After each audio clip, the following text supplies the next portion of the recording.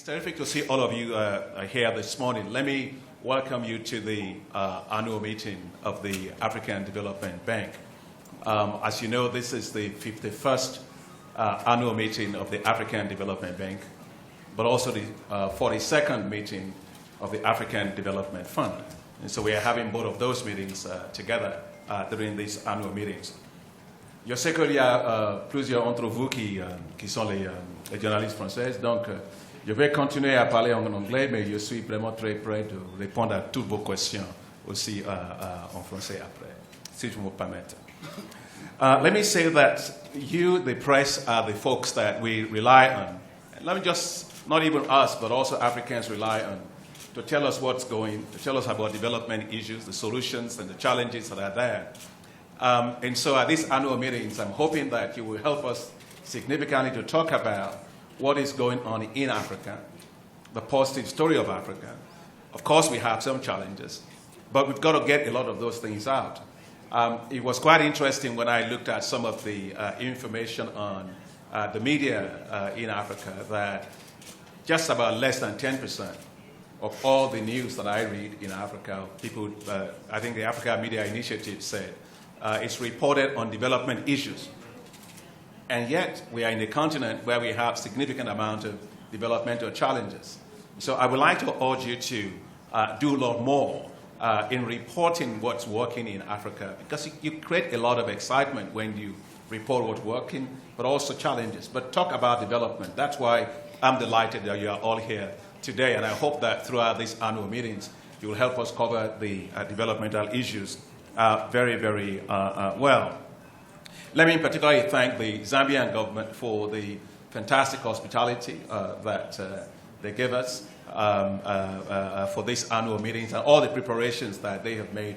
We are so delighted to be here. The turnout for this annual meeting is quite impressive. So when I came by yesterday evening there, I understood that they had about 3,000 participants that are registered, so which is a great turnout from private sector, from civil society, from youth to top government officials. We have at these annual meetings a lot of heads of states that are attending. Of course, President Lungu from here, President Debbie, Idris Debbie, who is the chairperson of the African Union, will also be attending. President Kenyatta will be here. Vice President Oshibajo also will be here. President of Ghana is also going to be, President Mahama is also going to be here, and a couple of prime ministers are going to be here. Now, what that tells you is that African leaders support the African Development Bank and support the African Development Bank very, very strongly. And so you will have a lot of them here. But those that you do not actually see here at these meetings are the ones that I want to really talk about. I want to talk about the 500 million Africans that live on less than $1 a day. They are not here. I want to talk about the 645 million Africans that don't have access to electricity, so they can see all the lights that you're showing right here. I want to talk about their issues. That's why we're here. I want to talk about the 700 million Africans that can't get access to clean cooking energy to cook. The 600,000 people that die every year because they don't have access to clean cooking energy. Half of those are women, half of those are children. Those are the ones that I want to talk about today. I want to talk about the Africa's youth population that is so huge and most of the unemployment is so high. And they are not in this room today. And this annual meeting is also going to be about them. I want to talk about the children, the 54 million African children that are malnourished, and therefore they can't even be here. The over 14 million African children that are wasted, the 10 million Africans that are obese. These are the people we work for. And I just want us to hear their voices and see their faces in everything that we're going to be talking about throughout these annual meetings. These annual meetings is not about us. This annual meeting is about what we are going to do to address all the challenges that faces them. We are called the African Development Bank. I underline the part Development Bank. That's why we are here. Let me say that a lot of things, many of you have just come through the session on the economic outlook in Africa. Let me just be clear that Africa is actually quite resilient. Now, you've all seen this report. Africa's economies today are growing at about 4%, and our projections show about 4.4% this year. If you look at the economic growth rates globally, it's about 3%. In fact, it's been lowered to about 2-point-something%. And if you look at the Europe today, it's growing about 1.9%. And so when you swim and you learn to keep your head above water, that's a very good swimmer. And so despite the economic headwinds, I think Africa's economies are stable, they are resilient, and they continue to perform well. And I expect them to perform even better as we go ahead. I also want to say that the bank, the African Development Bank, is agile, is dynamic, is working well to be able to meet the developmental challenges that Africa has, as well as help the countries to unlock their potential. And so I'm really delighted to be able to share that with you. Now, let me say a couple of things about where I think it's really important for us about the high fives. You'll be hearing throughout these annual meetings what we call the high fives, are priorities for the bank. Those priorities are basically to light up and power Africa. Second is to be able to feed Africa, to industrialize Africa, to integrate Africa, and to improve the quality of life for the people of Africa. That's where the rubber meets the road in terms of development. And these are the things that we are talking about. Why are these things still important for us in Africa? I just mentioned to you in terms of energy. How can a continent that accounts for 16% of the global population account for 53% of the population in the world without access to electricity? That doesn't make any sense.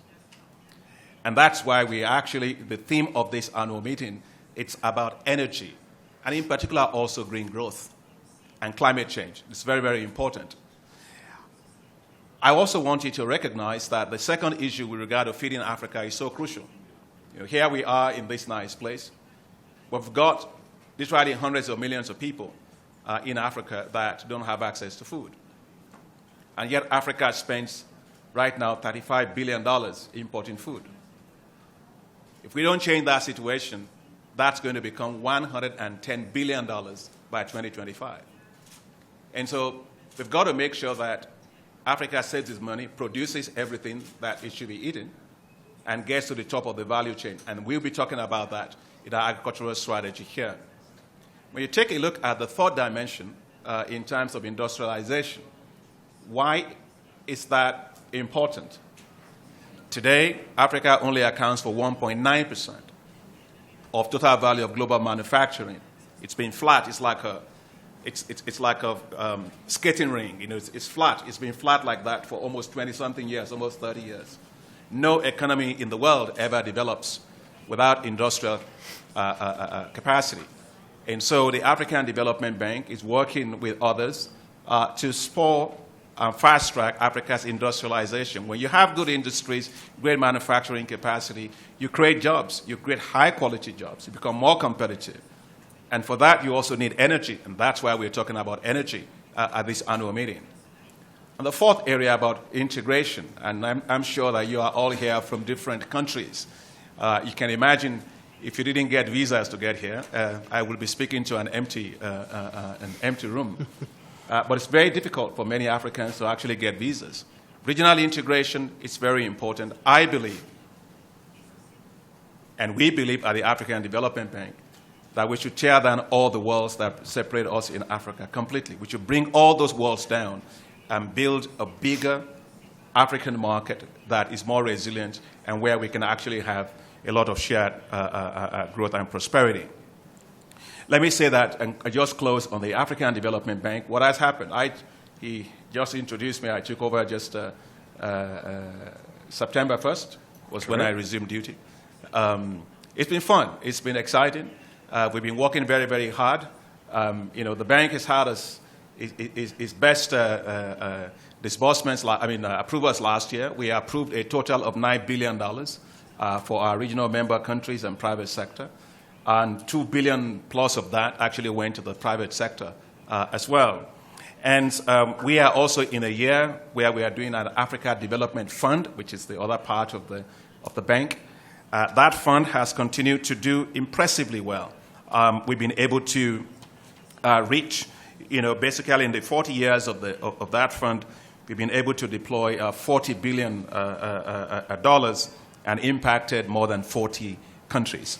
So with those remarks, let me say that I look forward to your comments, your questions, and more than that, your own active participation and engagement in these annual meetings. Let me welcome you once again, and thank you. Thank you very much, President. We would be pleased to receive your questions. If you can raise your hand, we might take two at a time.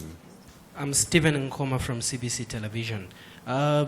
President, you have just articulated the issue of development and also in relation to the youth who are the majority of the African countries. What specific programs have you put in place to include them into these developmental programs?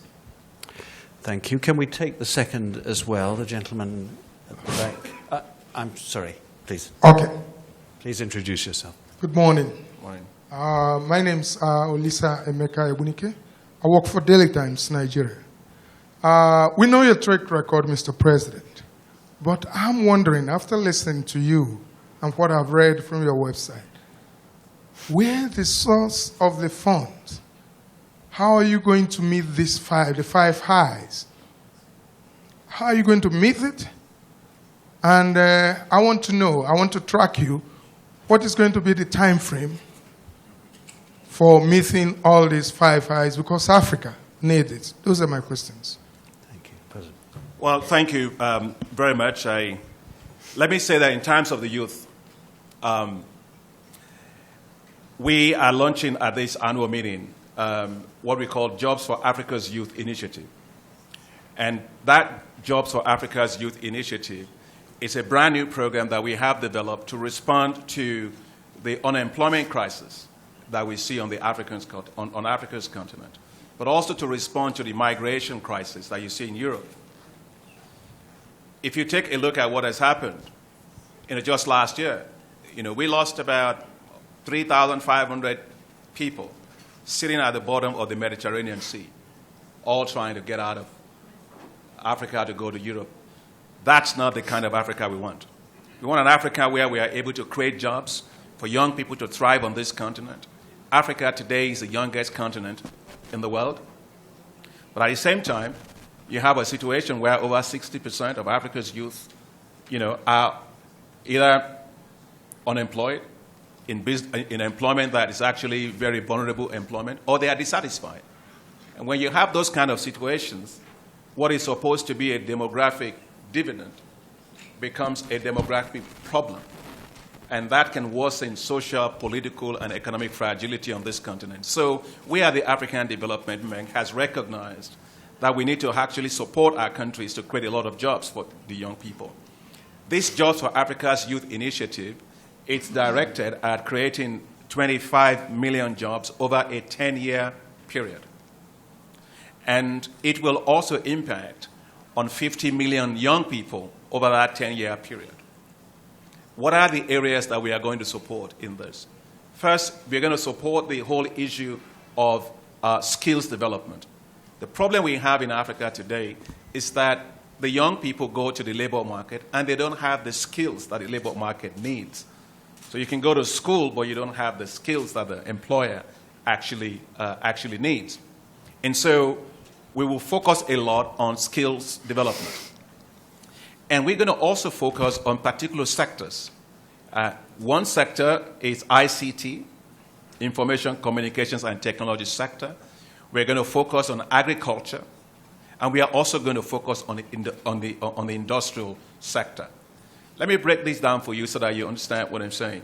First is, if you take the whole issue of the ICT sector, everybody is talking about the fourth industrial revolution, right?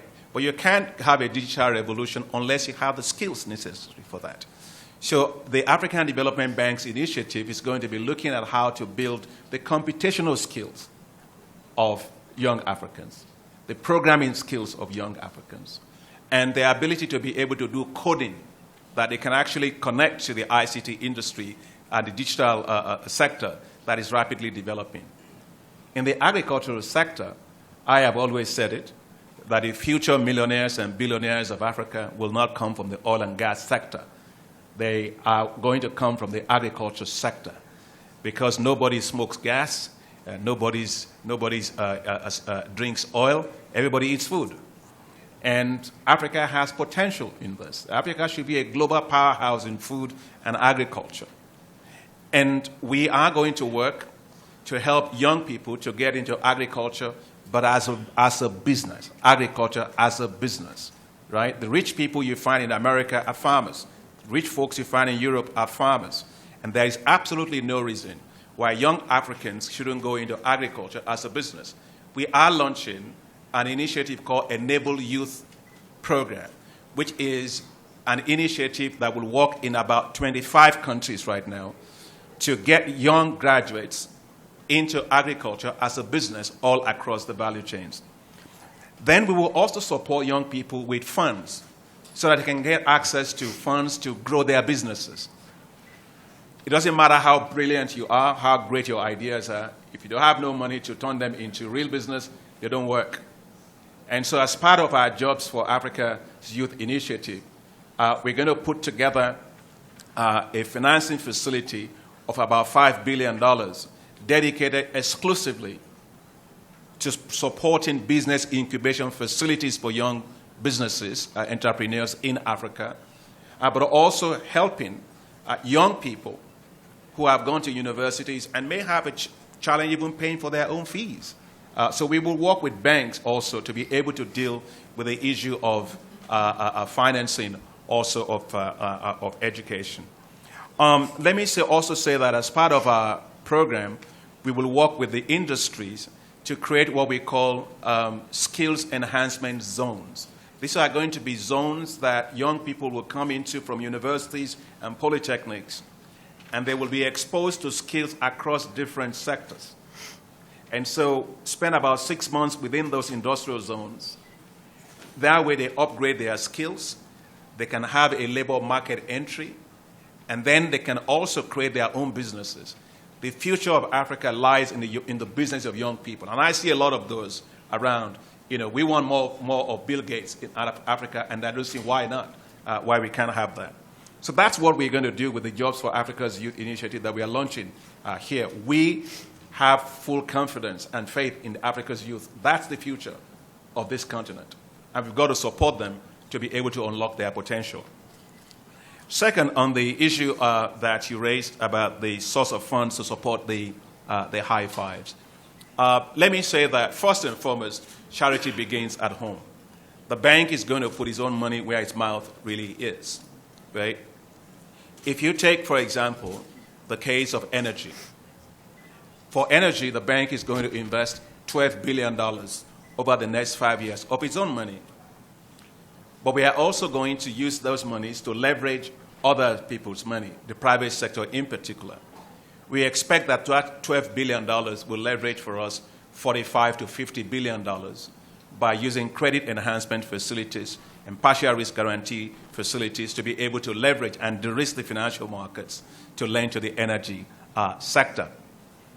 Now, when it comes to how you deal with all of what I've just said, clearly the amount of money required is more than what the bank has. So how is the bank going to do that? In 3 ways. First is that we are going to work with countries to dedicate a significantly higher share of their own GDP to some of these critical areas. Pick energy, for example, which is the theme of this annual meeting. African countries today dedicate only 0.3% of their GDP to the energy sector. If they increase that to 3.4%, it will make available about $54 billion a year right there, which is the gap that we have to fill annually to solve Africa's energy problem. If you take a look at the amount of tax revenues that African countries collect today, it's about $500 billion a year, annual tax revenues.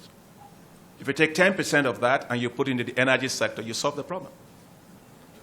But you also look at the massive amount of funds that are available in the domestic capital markets, right? And we have to leverage that domestic capital market. Take, for example, the pension funds. The pension funds in Africa today, it's just about $334 billion. That's money we must leverage. Sovereign wealth fund, $164 billion. That's money we must leverage. Private equity funds, about $27 billion. That's money we must leverage. And finally, we must make sure that the more than $60 billion that goes walking away, goes missing, illicit capital flows, we've got to end that. That's money that must go into solving many of these issues that we have. So I believe that Africa is not poor at all. It may have a lot of poor people, but Africa is not a poor continent. We have to mobilize our resources and channel them better. Thank you, President. Further a question here and the gentleman. Thank you. Je suis Dr Nelto, économie Gabon Plus. Vous croyez beaucoup en l'Afrique, Monsieur le Président. Mais dans notre sous-région de l'Afrique centrale, notre intégration, qui devait être normalement le moteur du développement économique, se fait à dos d'âne, très lentement. Vous qui parlez au président, au chef de l'État de la zone, est-ce qu'ils vous ont expliqué la raison pour laquelle cette intégration ne fonctionne pas ou ne marche pas? Et quelle est la vision de la BAD à propos pour cette zone qui est extrêmement riche, qui a beaucoup de ressources naturelles en énergie, comme vous l'êtes à la conférence sur l'énergie, mais qui, en fait, ne s'intègre pas et qui ne se connecte pas, en fait, dans tous les domaines au niveau économique.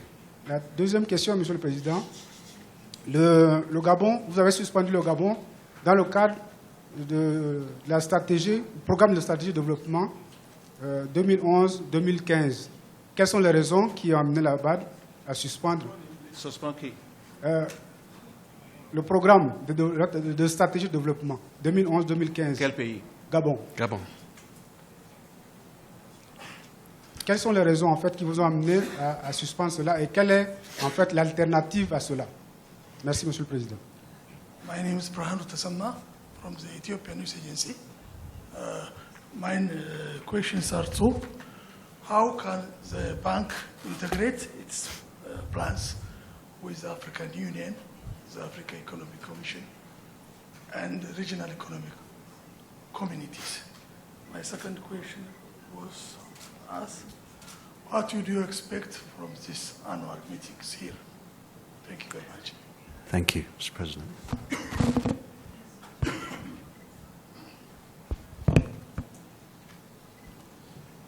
Thank you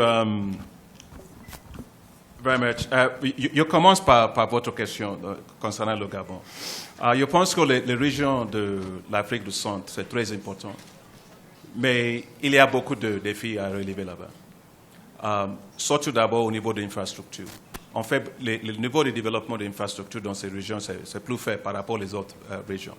Et la Banque africaine de développement fait beaucoup d'investissements au niveau du système routier, au niveau du développement des ports et aussi au niveau de la route transnationale pour pouvoir intégrer les régions.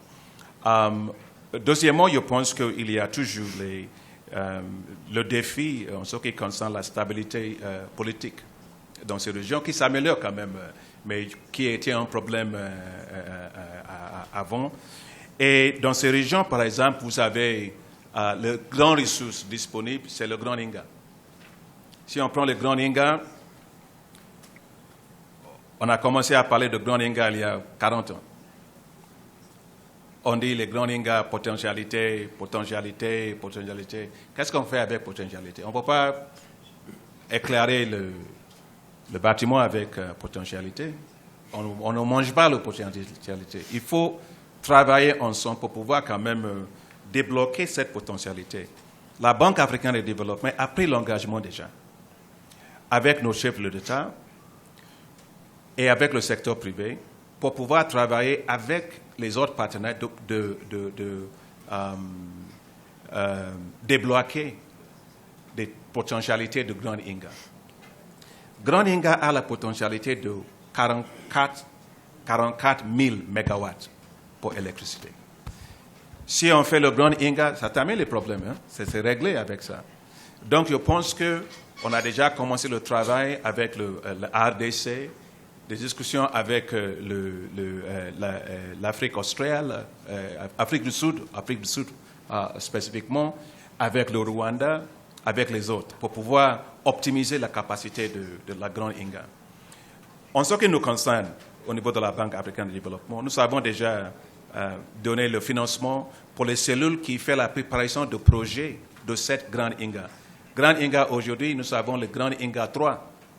Et avec ça, il y a la demande pour l'électricité de 4300 mégawatts de ESCOM en Afrique du Sud. La Banque africaine de développement a pris l'engagement de financer à travers de ce qu'on appelle Power Purchase Bonds, mais je peux dire ça en français, c'est l'obligation d'achat d'électricité à travers tous les pays dans lesquels il y aura une interconnexion qui va transférer l'énergie dans tous les autres pays, sans en condition que les pays concernés vont faire les réformes, les réglementations de leur secteur énergétique pour avoir la tarification de prix de l'électrification. Si ça s'est fait, la Banque africaine de développement est prête de lancer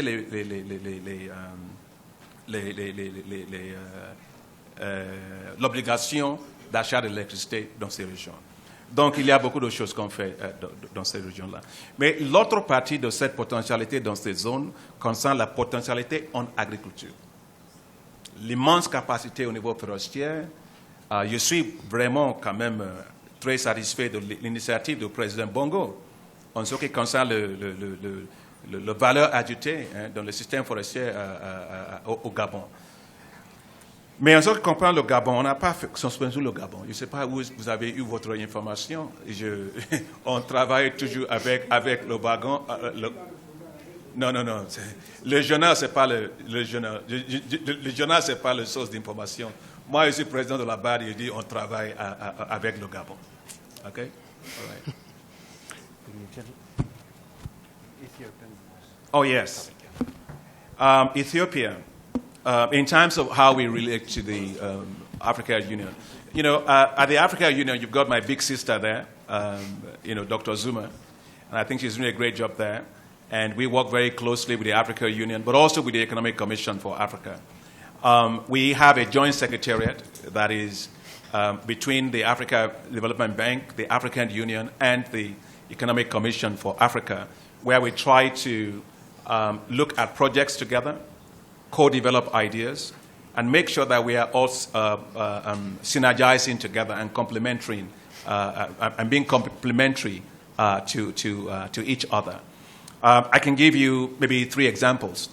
You know, if you take the case of infrastructure, NEPAD has what is called PIDA, that is in French, Programme d'Infrastructure de Développement d'Afrique, which is the Africa Infrastructure Development Facility program, which is actually hosted by the African Development Bank. And we look at regional infrastructure projects that have been selected by the NEPAD, and then the bank and other partners fund that. So that's what we do one way. The second way is, I can give an example, is if you take the case of agriculture, from the Malabo Declaration in terms of our commitment towards agriculture, the African Development Bank, we hosted a meeting. Actually, it was just about a couple of weeks after I became president in Dakar to look at agriculture, taking it off from Malabo and saying, what should we do to turn agriculture into a business? And that is from where the bank strategy on agriculture was developed. So the bank is now helping, working with the African Union, working with Grow Africa to make agriculture a business that works for everybody, the smallholder farmers, the women, the youth, and also the commercial farmers. We've got to have room for everybody. And the third one, which I think is very important, is on issue of regional integration. The bank has just, the board of directors of the bank approved our new business model just about a month ago, or less than a month ago, under this new business model, we are decentralizing the African Development Bank. We are actually getting closer to the clients. We are going to have offices, regional offices in each of the regions, West, East, Central, North, West, Central, East, North, and Southern Africa. And each of these offices will have director generals. So we want to work closely with the regional economic communities. There are big regional projects that we have to deliver on. So the bank is getting closer to them, and we work to support the regional economic communities. Thank you, President. We've got 10 minutes, so let's use that as best we can. One question each, please. One from Adama and the gentleman at the front, please. Bonjour, Monsieur le Président. Adam Awad, directeur de publication de Financial Afrique. Donc, je voulais te poser une question par rapport au fonds de la COP 21. Est-ce qu'aujourd'hui, les fonds qui seront mobilisés dans le cadre de l'accord de Paris vont transiter et gérés par la BAD qui dispose quand même des équipes, de l'expertise et pour les dispatcher dans les pays en fonction des priorités, ou bien est-ce que ces fonds vont transiter directement par les pays africains? Et il nous revient qu'il y a des chefs d'État africains qui se sont plaints de certaines lourdeurs. Donc, je voulais que vous nous apportiez votre éclairage sur ce point, Monsieur le Président. Le dernier point. Le dernier point, c'est que par rapport au fond de la COP 21, certains chefs d'État se disaient que si ça doit transiter par une institution comme la BAD, ça risque de créer certaines lourdeurs. Donc, je voudrais votre éclairage par rapport à ce point. Merci. Okay. Let me say that just to finish up on the request that the question from you on what I expect from the annual meeting. Of course, from the annual meeting, I expect that the African heads of state and government and private sector leaders will hear from us about our high five priorities. I expect that we'll have political support continue to be behind the high five priorities of the bank. I expect that we will have a lot of private sector engagement to form partnerships to allow us to go forward. There will be probably some announcements in terms of key private sector investments that you see going into the energy sector from this annual meeting. I also expect that from this annual meeting, we'll be able to discuss what are the things that we can do better as a bank. You know, at the end of the day, you know, it's a two-way street, right? We have great things that we are doing. We also want to listen and hear from others about what are those things that we can do better and how can we do it better. That's why we are here. We are in a service position. And so this is my expectation from the annual meeting. That will be a two-way street, that we will leave this meeting as the bank, in fact, better enriched from having shared our perspective and listened to others about what we can do better. With regard to the question that you asked me on the COP21 funds, quand nous étions à Paris, il y avait des engagements qui ont été pris par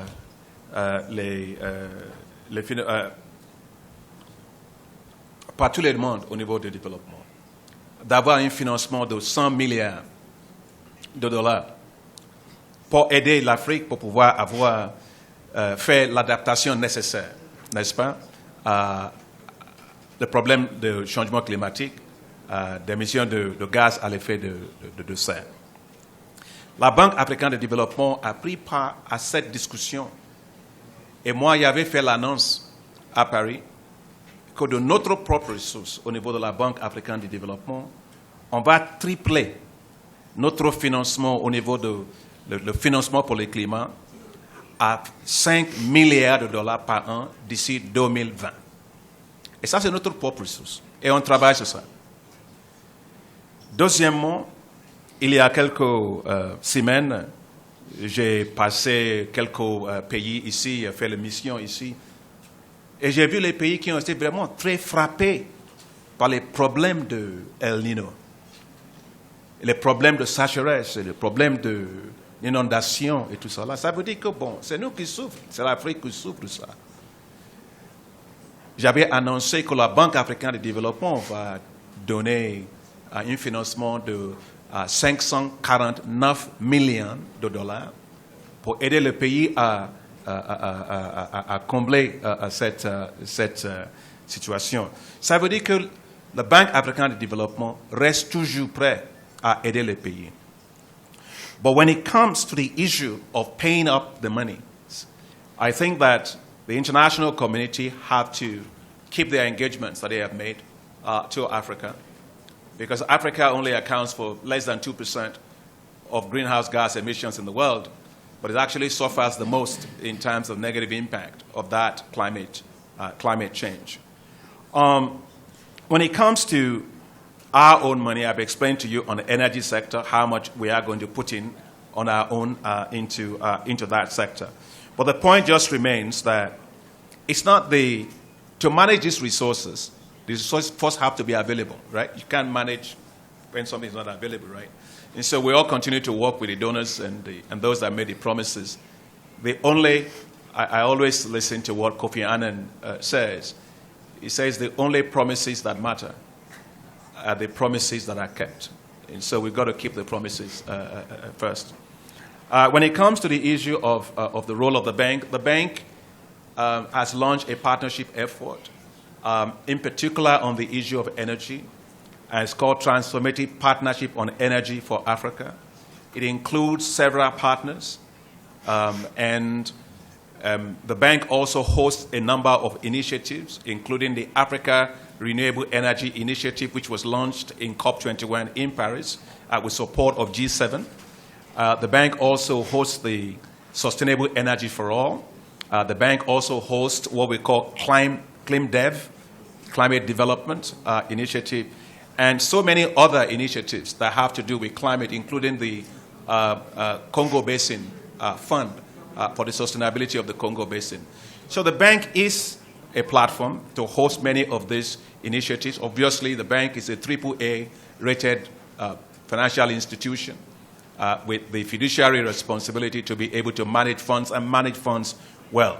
We make ourselves available to more financing to come through us, and I think the results and the impacts that we give on the ground lay testament to the fact that we can do more. We're going to move very fast. Let's have two more. I'm sorry I've been looking in this direction. One here and one here. Sharp questions, sharp answers, I'm sure. Thank you. Hello, Mr. President. My name is Israel Bioni. I work for Fair Planet. I have two questions, actually. Just one. Okay, one. Okay. My question is around capacity building. There's a lot of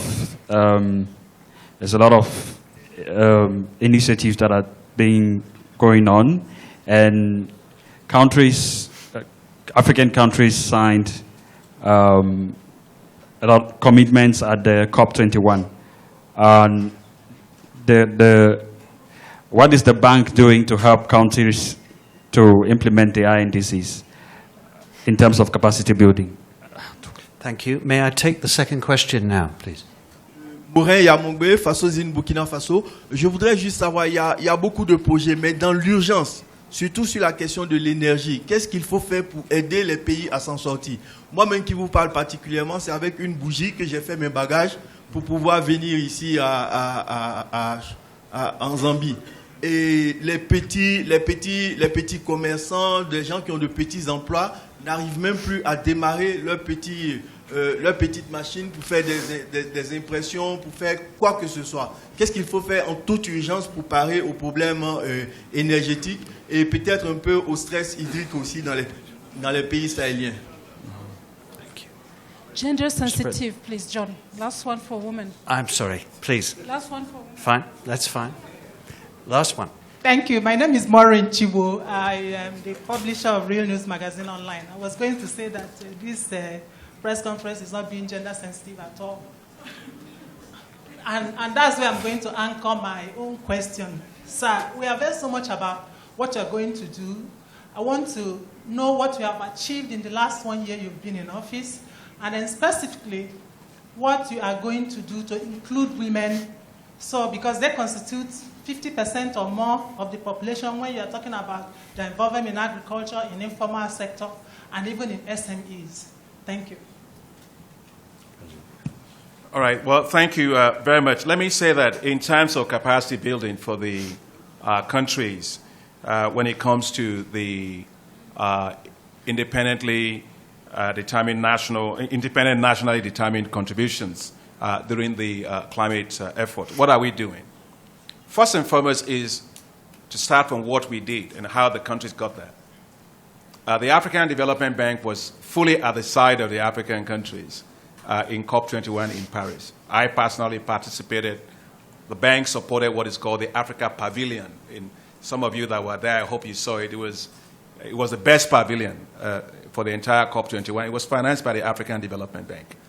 The African Development Bank also supported what is called the Africa Group of Negotiators, who are the ones who actually negotiated the text of the COP21 that you saw, to make sure that the interests and the peculiarities that face Africa actually got addressed in the text that was approved by the COP21. And finally, the African Development Bank also supported the African countries in the development of the Africa Renewable Energy Initiative. Now, that Africa Renewable Energy Initiative was launched in Paris, and it has the objective of being able to provide 10 gigawatts of renewable energy by 2020, and by 2030, being able to deliver, I think, about 160 or so gigawatts of, or 300 gigawatts of electricity by that time through renewable energy. So what are we doing to support the countries specifically on their INDCs? One is better planning of the energy sector. The INDCs also have implication for how you manage your agricultural sector, because of the climate change and all of that. So the bank already has, if you take in the Sahelian region or in the Lake Chad Basin area, where you have a lot of climate change, the bank has initiatives that is supporting resilience in the Lake Chad Basin area to support countries. We're providing, I think, about $28 million to Nigeria, and in total about $100 million to countries in the Lake Chad Basin, which is Nigeria, Cameroon, Chad, and it's one more country, Niger, and Niger. Because if you take the Lake Chad Basin, it's a crisis. It has shrunk from about 22,000 kilometers in the 60s today to only 8,000 kilometers in terms of the basin. So as it shrank, the livelihoods also shrank with it.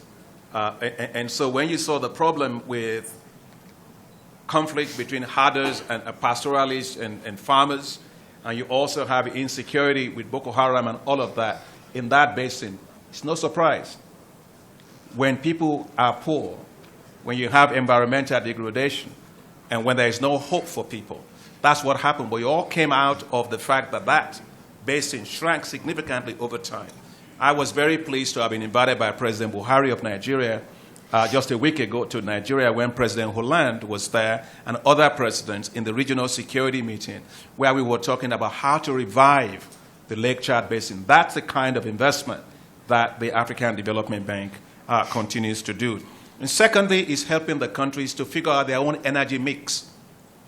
Now let's be clear about something here. You were talking about from Burkina Faso, right? And that you used a candle to deal with when you were packing your.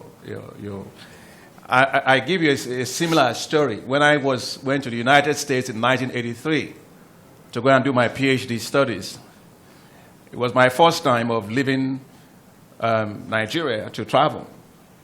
And when I got to the United States, night was in the evening, so I took out my suitcase.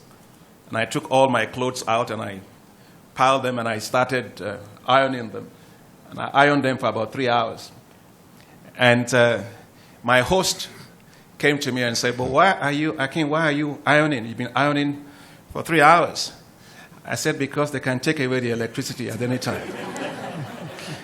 And she said they don't take away electricity in America, but when I came from, it was a luxury to have electricity, so I have to take advantage and quickly do it. No, we have to move faster. And that's why the New Deal on Energy for Africa was launched. Everything that is good for Africa must not happen always in the future. It has to happen earlier. We're sitting on potential of solar. I mean, let's even take the whole solar that we have in Africa. 11 terawatts potential of solar. You take a look at the hydro power potential we have. It's roughly about 350 gigawatts. You take a look at the wind power that we have. It's about 150 gigawatts. Geothermal in East Africa, Great Lakes area, about 15 gigawatts. Now you take a look at that. It means we have to work very hard to very quickly unlock this thing, because you can't power industries with potential. We got to really. That's why we launched the New Deal on Energy for Africa, and we're working hard. Let me also say that. But when we look at that mix of energy for Africa, let's pay attention to three things. Africa needs energy to light. Africa needs energy for base load to allow its industries to be able to be powered. And Africa needs energy for clean cooking. Those three things are very important. And in the bank's New Deal on Energy for Africa, we're looking at a mix of things. We're looking at grid-based power. We're looking at off-grid systems, and also decentralized mini-grid systems that might be able to also help you. But for you from Burkina Faso, je sais qu'il y a tellement de soleil à Burkina Faso. Moi, je travaille là-bas, donc je sais que c'est comme ça. And finally, we are helping countries in terms of reforms of their energy sector, and also in terms of financing their energy sector. But when it comes to the issue of last 8 months that I've been at work, it's been very exciting. It looks like 2 years already in terms of what we've been able to do. Within that period of time, we've been able to, we developed our strategies around the high fives in less than 6 months. Okay? We were working flat out as a bank. Right? And whether it is for energy, whether it's for agriculture, whether it's for industrialization, whether it's for integration, and also for improving the quality of life via jobs, the bank staff and myself as the president of the bank worked so hard, and we got that in less than 6 months. So you can be sure that we were not sleeping, right? Everyone was working flat out, right? Secondly is that we also, as I mentioned to you, the New Deal on Energy for Africa was developed. We launched the Transformative Partnership on Energy that brought the whole global community together around energy for Africa in Davos in January, and I started in September. That tells you how fast we've been able to get things done. And I'm very excited about how hardworking the staff have been, because obviously, you can have a vision and you can push, but you need your staff to be able to deliver that. And I'm quite proud of the bank staff for all the hard work they've put into it, and also the bank directors, executive directors that have allowed us to be able to process and move a lot of our strategies, even to come in here. We've succeeded as a bank also in developing our new business model. Somebody asked the question about, I think it was the person about speed. Le monsieur qui avait demandé concernant it's just behind the guy. The camera is blocking me, so yeah, I think he's the one you asked the question about speed. Yeah, yeah. I want the African Development Bank to be like a leopard that moves fast, not like an elephant, right? And so our business development model is designed to make us more efficient, faster, but able to work with others at scale. I believe firmly in being able to work at scale. I've been in development now for some 30 years plus, and every time people tell you we have a small pilot, we have another pilot, another pilot. So Africa has a lot of pilots, but it doesn't have airplanes taking off. That's the problem. And so we want to work at scale, but we know that we can't do it alone. We have to work with others. And that is what we've been doing. We've been able to launch that transformative partnership on energy. But also you will also realize that we've done a lot of recruitment. You were talking about women. And so I normally wouldn't have put her on the spot, but I'm going to put her on the spot. I'm going to ask her to stand. Dr. Franny Luthier is here. She is the new Senior Vice President of the bank. And sitting next to her is my Chief of Staff, another woman. And how many do I continue to go? Olivia. And we have right here Nena, who's been acting for us as Vice President. You can stand, Nena, because so that they can see you. And we continue to go on women. So Olivier is Olivier at the back. No, but in terms of hiring, I believe firmly in gender equity. And as a bank, we'll do a lot of that. And let me just say that, Dr. Franny Luthier, she's the first woman in the history of the bank to be a senior vice president. Just tells you how much I take this seriously. Secondly, in terms of women programs, we've been able to develop in a very short period of time since I took over at the bank what is called Affirmative Finance Action for Women. It is a fund that is specific. It's actually been launched at this annual meeting. And that fund is a fund that will leverage $3 billion specifically for women businesses and entrepreneurs. And that's the goal of that. And so I believe that women, if you look at the reimbursement or repayment rates on loans, I don't know what men do with theirs, but the women pay about 97% of their loans back. And I always say that perhaps the remaining 3% that they don't pay back is probably their husbands that prevent them on their way to paying it back. But anyway, these are the things that we have with regard to our work with regard to women. Colleagues, President has to move like a leopard to his next meeting on nutrition. You will hear much more of him and see much more of him throughout the week. We have a closing press conference on Friday, but there is much to do and enjoy before then. Myself and the media team are here to help you. Thank you very much. Thank you.